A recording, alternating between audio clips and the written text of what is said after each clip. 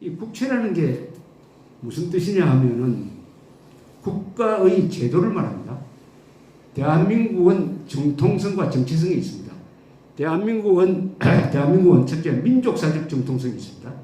그것은 대한민국만이 한민족의 정통국가다. 삼국시대 통일신라 고려 조선 대한민국으로 이어진다. 북한은 민족사의 이단이다. 왜냐? 민족을 말살하는 정권이니까. 그 다음에 정체성이라는 게 있어요. 민족사적 정통성 플러스 국가 정체성은 바로 자유민주주의입니다. 우리가 가지고 있는 자유민주주의. 그리고 또 하나가 더 있어요. 정당성이 있습니다. 그걸 민주적 정당성이라고 합니다. 민주적 정당. 왜냐하면 대한민국은 수립될 때 1948년 5월 10일 선거를 통하여 국회가 구성이 되었습니다. 그리고 그 국회가 헌법을 만들었습니다. 그 다음에 헌법에 의해서 정부가 구성됐어요. 즉 국민이 참여해서 국가를 만들었다. 북한은 어떻게 됐습니까? 스탈린이 써주는 시나리오대로 헌법을 만들고 스탈린이 지어주는 국명을 채택을 하고 옥토가시로 출발했죠. 북괴란 말이 맞죠. 사실 허수아비 괴짜. 따라서 유엔 총회는 선거를 통해서 출범한 대한민국만이 한반도 유일한 합법 정부라고 1948년 12월에 유엔 총회에서 공인을 했습니다. 이것을 민주적 정당성이라고 해요. 민주적 정당성, 자유민주적 정체성, 민족사적 정통성, 이 세 정자입니다. 이걸 한국이 가지고 있습니다. 북한은 하나도 없어요. 그런데 문재인 정권은 1948년 건국을 부정합니다. 올해가 1948년 8월 15일 건국 70주년인데 건국 70주년이 아니라는 거예요. 그럼 대한민국이 생일이 없는 나라가 된 거 아닙니까? 그런데 1919년 내년이 대한민국 임시정부 수립 100주년이니까 그걸 건국 100주년으로 기념하겠다는 겁니다. 참 기가 막힐 노릇입니다. 아이가 태어나면은 출생일이 생일이 되는 거 아닙니까? 그러면 1948년 8월 15일 아닙니까? 그런데 선본날을 생일로 하겠다는 겁니다. 선본날이 바로 상해 임시정부죠.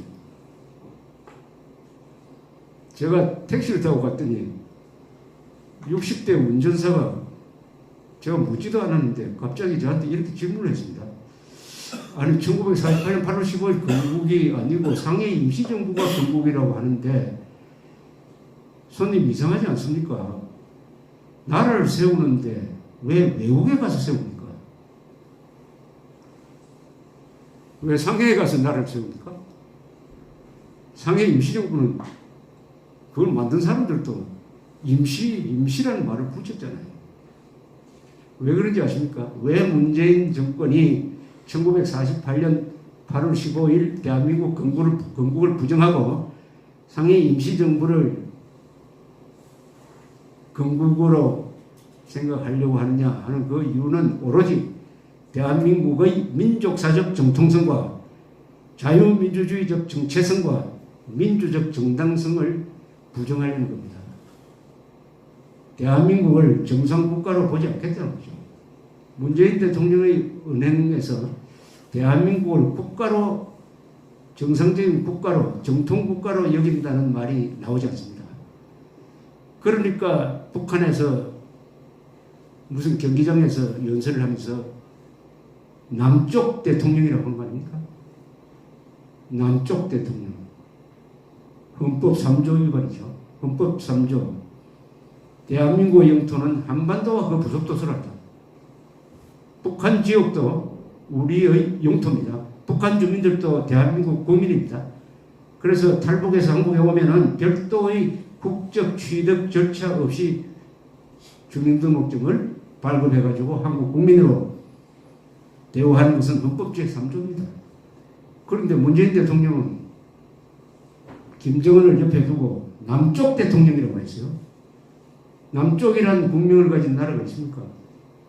그 순간 우리 영토 반을 포기한 겁니다. 헌법 제66조 위반해서. 왜 그렇게 하느냐? 대한민국의 정통성을 인정하지 않는다. 대한민국의 정체성을 부정한다. 대한민국의 정당성을 인정하지 않는다. 왜 그러냐? 그것은 문재인 대통령과 그를 둘러싸고 있는 세력이 가지고 있는 이념, 가치관, 역사관에서 나오는 거죠. 문재인 대통령은 연초에 김일성의 손녀가 있는 자리에서 내가 사상가로 존경하는 신영복 선생은 이런 이야기를 했습니다라고 소개를 했어요. 여러분 신영복이 누군지 아십니까? 처음처럼이라는 무슨 그 소주 이름 뭡니까? 처음처럼이라는 걸 선생입니다. 신영복. 이 사람은 김일성주의자죠. 통일혁명당 사건의 주범으로 감옥 20년을 살았습니다. 김일성주의자입니다. 김일성주의자. 한 번도 전향한 적이 없어요. 더불어민주당이라는 당명도 그 사람이 만들었어요. 처음처럼 더불어민주당. 뭐 사람이 문제다. 이것도 신영복이가 만든 걸로 알고 있습니다. 김일성주의자를 사상가로 존경한다는 말을 김일성 손녀 앞에서 했다. 여기에 대해서 한국 언론이 야당까지도 비판을 하지 않는다. 한국 국민들이 집단적으로 최면에 지금 걸려 있습니다. 최면에. 평화, 민족이라는 최면에 걸려 있습니다.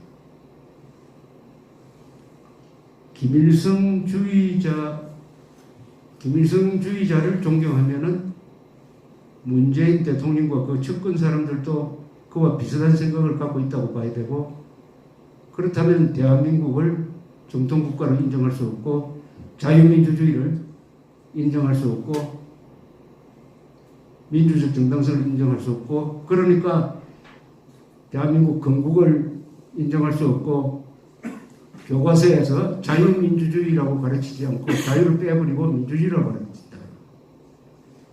뭐 이렇게 서로 연결이 됩니다.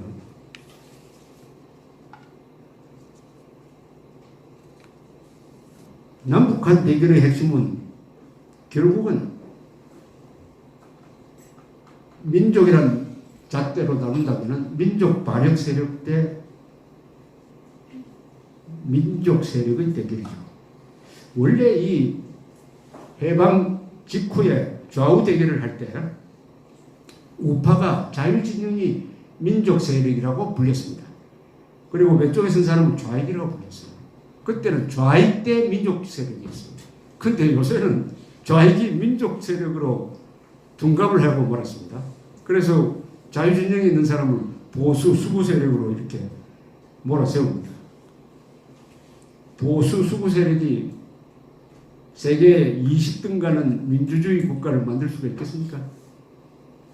보수 세력이 진보 세력이라는 이야기죠. 사실은 진보 세력이 수구 세력이죠. 한국에서 가장 잘못 쓰이고 있는 용어입니다. 지금 한반도의 핵게임은 북한이 가지고 있는 핵과 남한에 있는 북한 핵보다 더 더 치명적인 계급투정 세력. 계급투정 세력은 여러 이름으로 불립니다. 계급투정 세력을 좌파라고 할 때도 있고, 좌익이라고 할 때도 있고, 사회주의라고 할 때도 있고, 공산주의라고 할 때도 있고, 여러 이름으로 불리지만은 핵심 신념은 계급투정론입니다. 계급투정론은 칼 마르크스가 발전시킨 것인데, 역사는 계급투정에 의해서 발전한다. 지배계급과 피지배계급의 권력투정에 의해서 역사가 발전해왔다. 그렇게 보면은 대한민국을 어떻게 보느냐? 대한민국은 지배계급과 피지배계급으로 나눈다. 지배계급이 정권을 장악해가지고 대기업을 앞세우고 군대를 앞세우고 정보부를 앞세우고 해서 피지배계급인 노동자, 농민을 탄압한 것이 대한민국이다. 따라서 정통성이 없다.